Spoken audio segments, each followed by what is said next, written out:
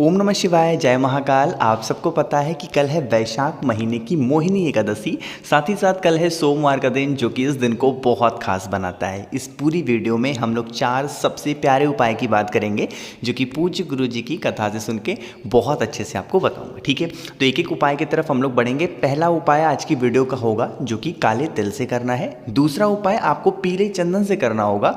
तीसरा उपाय आपको देसी घी से करना है, और वहीं पे चौथा उपाय आपको दूर्वा से करना है। सभी उपाय को बहुत ही प्यार से विस्तार से बताऊंगा, सिर्फ आप सुनते जाएं, समझने की कोशिश करिएगा। ठीक है, चलो सबसे पहले उपाय की हम लोग बात करते हैं, जो कि आपको काले तिल से करना होगा, है ना। क्योंकि भैया काले तिल से तो हम करें, इसका बेनिफिट क्या है, फ़ायदा क्या है।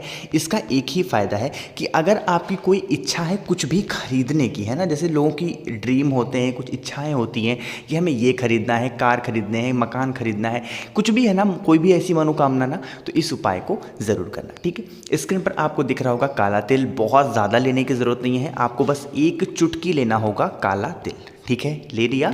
साथ ही साथ लेना होगा इस तरीके से तांबे का लोटा, और इस तांबे के लोटे में आपको भरना होगा जल, वो भी अपने घर से। इस उपाय को करने के लिए मंदिर का जल हमें नहीं लेना है। ठीक है, ले लिया। और एक चीज़ का ध्यान रखना, इस जल में, इस कलश के अंदर आपको उस काले तिल को नहीं डालना। ठीक है, बात आ रही समझ में।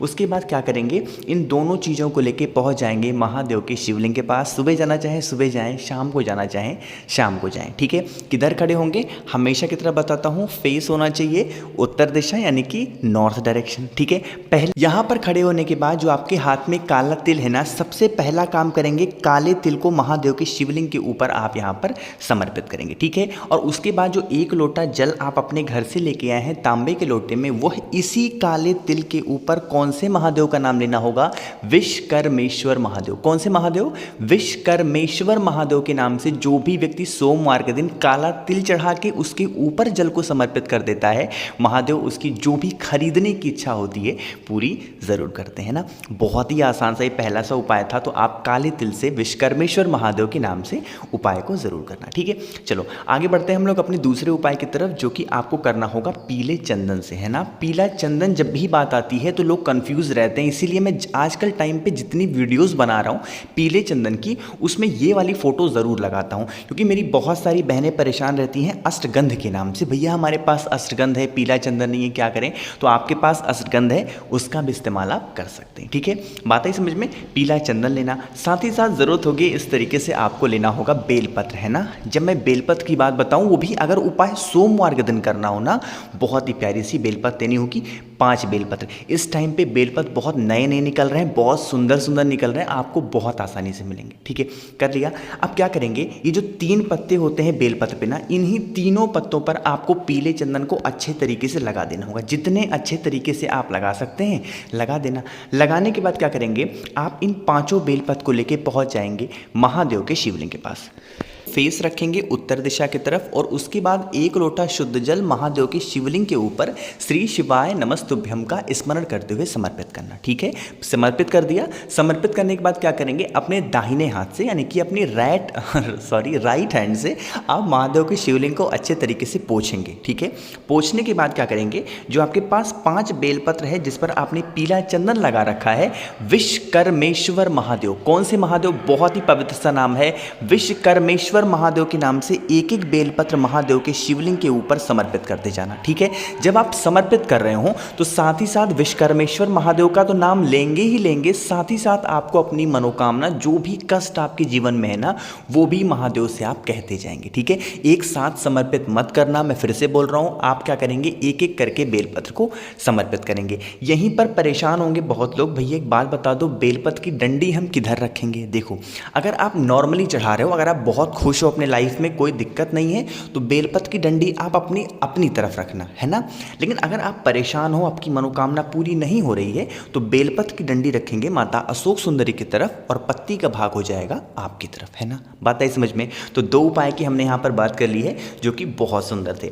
तीसरे उपाय की बात करते हैं, जो कि आपको करना होगा देसी घी से। लेकिन देसी घी से ही सिर्फ नहीं करना है, हमें कुछ और चीज़ों की भी ज़रूरत उसके साथ में पड़ेगी। कैसे करना है, उससे पहले वीडियो को लाइक करिए, आवाज़ जो भी लोग मेरी पहली बार सुन रहे हैं चैनल को सब्सक्राइब करिएगा। ठीक है, चलो स्क्रीन पर आपको दिख रहा होगा दूध, दिख रहा है ना। आप ले लेना इस तरीके से दूध, बहुत ज़्यादा नहीं, थोड़ा सा दूध लेना, ठीक। उसके बाद आपको ज़रूरत होगी इस तरीके से दही की, यानी कि दूध ले लिया आपने, दही ले लिया। साथ ही साथ लेना होगा इस तरीके से थोड़ा सा 1 चम्मच शहद लेना है ना। आगे बढ़ें, फिर आप लेना 1 चम्मच शक्कर, ठीक है। जो हमारे घर में मीठा नहीं होता, शक्कर ले लो, मिश्री ले लो, जो आपकी इच्छा हो ले लेना।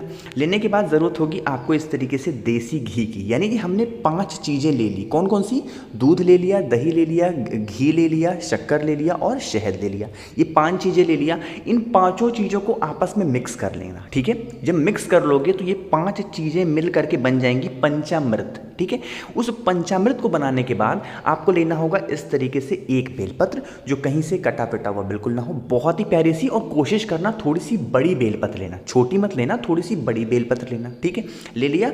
इन दोनों चीज़ों को लेके पहुंच जाना महादेव के शिवलिंग के पास। इस उपाय को कोशिश करना शाम के टाइम पे प्रदोष काल में करने की, ठीक है। सोमवार के दिन शाम के टाइम पे प्रदोष काल में महादेव के शिवलिंग के पास पहुंचना। अब जो बेलपत्र आपके हाथ में है ना, वो चढ़ाने का एक नियम है, इसमें थोड़ा सा अलग हो जाता है, डिफरेंट होता है। हमको चढ़ाना तो माता अशोक सुंदरी के स्थान पे ही है, लेकिन यहाँ पे चढ़ाएंगे थोड़ा अलग तरीके से। क्या कौन सा है? जब हम नॉर्मली चढ़ाते हैं बेलपत्र माता अशोक सुंदरी के स्थान पे, तो डंडी रखते हैं जलाधारी की तरफ और पत्ती रखते हैं महादेव की तरफ। लेकिन इस उपाय में थोड़ा सा अलग करना है। जो हम पत्ती रखेंगे वो रखेंगे जलाधारी की तरफ, और डंडी का भाग होना चाहिए महादेव की तरफ, बिल्कुल सीधा सीधा आपको रखना होगा, ठीक है। ये जो बड़ी वाली पत्ती आपको दिख रही है बेलपत्र पर, जो आप अपने साथ पंचामृत घर से बना करके लेके आए हैं, उस पंचामृत को श्री शिवाय नमस्तुभ्यम का स्मरण करते हुए बेलपत्र की बड़ी वाली पत्ती पे आपको चढ़ा देना होगा, ठीक है। चढ़ाना, माता से प्रार्थना करना। कौन सी माता से? माता अशोक सुंदरी से प्रार्थना करना, माता हम लोग बहुत परेशान हैं, मेरी ये कामना है, मेरी ये विशेज़ हैं, पूरी नहीं हो पा रही, हम लोग बहुत परेशान हैं, आप हमारी इस कामना को पूरा करें। इस तरीके से कुछ प्रार्थना करना। अब जो ये पंचामृत आपने बेल पत्र के ऊपर बीच वाली पत्ती पे समर्पित किया है, वहाँ से निकाल लेना, ठीक है, उठा लेना। और उठाने के बाद यही पंचामृत महादेव के शिवलिंग के ऊपर अच्छे तरीके से लेपन करना, श्री शिवाय नमस्तुभ्यम का स्मरण करते हो, ठीक है। आपको अलग से पंचामृत नहीं लेना, वही पंचामृत जो बेलपत्र पे चढ़ा हुआ है, इसी पंचामृत को लेना और महादेव के शिवलिंग के ऊपर समर्पित करते जाना, यानी कि अच्छे तरीके से लेपन करना अपने दाहिने हाथ से, ठीक है। लेपन करने के बाद आप अपने साथ घर से लेके आना 1 लोटा शुद्ध जल, और महादेव के शिवलिंग के ऊपर श्री शिवाय नमस्तुभ्यम का स्मरण करते हुए जल को समर्पित करना। जल बहता हुआ इसी बेलपत्र से नीचे गिरने लगेगा। इसका जल आप अपने दाहिने हाथ में लेना और अपने दोनों आंखों पे लगा करके घर की तरफ चले जाना। आपकी जो भी इच्छाएं होंगी महादेव पूरी ज़रूर करेंगे, ठीक है। बात आई समझ में? तो हमने यहाँ पर 3 सबसे प्यारे उपाय की बात की है। आगे बढ़ते हैं हम लोग अपने चौथे उपाय की तरफ, जो कि आपको करना होगा दूरवा से, है ना। बहुत ज़्यादा करना होगा ना, कहोगे भैया एक बार इसका फ़ायदा बता दो, फिर उपाय को सुनने का और करने का मज़ा आएगा। देखो, इस उपाय को करने का एक ही फ़ायदा है कि आपकी कोई ऐसी मनोकामना जो अधूरी है, वो कामना पूरी होगी, है ना।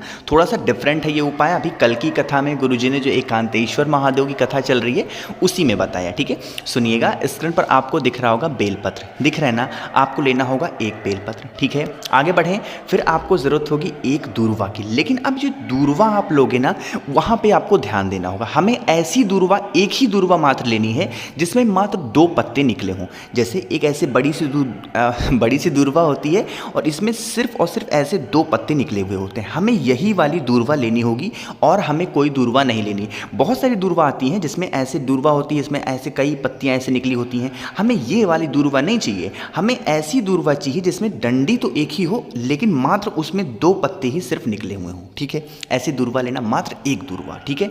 आगे बढ़ें, फिर आपको लेना होगा मात्र 1 चावल का दाना जो टूटा हुआ ना हो, बिल्कुल अक्षत के फॉर्म में हो, ठीक है। ले लिया। आगे बढ़ें, उसके बाद 1 सफ़ेद फूल, जो भी आपके घर के आसपास बहुत आसानी से मिल जाए, 1 सफ़ेद पुष्प लेना, ठीक। अब देखो, फिर क्या करना होगा, किसी भी पेड़ के नीचे, कोई इसमें यह नहीं है कि बेल पेड़ हो, पीपल पेड़ हो, जो भी पेड़ आपके घर के आसपास हो, एकदम एकांत में जाके बैठना, एक पार्थिव शिवलिंग का निर्माण कर लेना, वहीं पेड़ की मिट्टी से उठा करके, ठीक है। ठीक है, निर्माण कर लिया। निर्माण करने के बाद क्या करेंगे, शुरुआत कहाँ से करेंगे समझेंगे। जो दूर्वा मैंने आपको बताई ये वाली, जिसमें मात्र 2 पत्ते निकले हों, उस एक दूर्वा को उठाना, महादेव के शिवलिंग के ऊपर समर्पित करना। जो पार्थिव शिवलिंग का निर्माण आपने किया है एकांतेश्वर महादेव के नाम से, ठीक है, ये कर दिया। उसके बाद चावल का दाना समर्पित करना एकांतेश्वर महादेव के नाम से। उसके बाद सफ़ेद पुष्प समर्पित करना और सबसे अंत में एक बेलपत्र समर्पित करना, अपनी मनोकामना को कहते हुए। जो भी आपके विषय बहुत दिनों से अधूरी है, उस एक बेलपत्र को समर्पित करते टाइम एकांतेश्वर महादेव का नाम लेना, ठीक है। वहाँ पर बैठना, घी का मतलब पूजन करने से पहले एक चीज़ का ध्यान रखना, एक घी का दिया गोल बत्ती का लगा लेना है ना, मैं वो बताना भूल गया। तो आप पूजन करने से पहले, कुछ चढ़ाने से पहले एक घी का दिया गोल बत्ती का लगा लेना। उसके बाद सारी चीज़ों को समर्पित करना। जब दीपक ठंडा हो जाए, जब दीपक बुझ जाए, उसके बाद आप सारे शिवलिंग को उठाना, ले जा करके आप किसी भी नदी, तालाब, सरोवर में विसर्जन कर देना। नहीं है आपके घर के आसपास तो जिस पेड़ के नीचे आपने पूजन किया है वहीं पर किसी पानी में वो पार्थिव शिवलिंग को अच्छे तरीके से विसर्जन करना। जब मिट्टी गल जाए, जो पार्थिव शिवलिंग बनाया है, वहीं पेड़ के नीचे पूरा का पूरा जल डाल देना, हो जाएगा विसर्जन आपका, ठीक है। बात आई समझ में। तो 4 सबसे प्यारे हमने उपाय की बात की है जो कि आपको कल ज़रूर करने चाहिए। कोशिश की अच्छा समझाने की। वीडियो पसंद आई हो तो लाइक कर दें। कुछ पूछना हो, नहीं समझ में आया, नीचे कमेंट में पूछें, मुझसे फ़ोन में बातें करनी है, इंस्टाग्राम पे फॉलो करें द नेचुरल प्लैनेट 108 आवाज़। जो भी लोग पहली बार सुन रहे हैं चैनल को सब्सक्राइब करिएगा। ओम नमः शिवाय, जय महाकाल।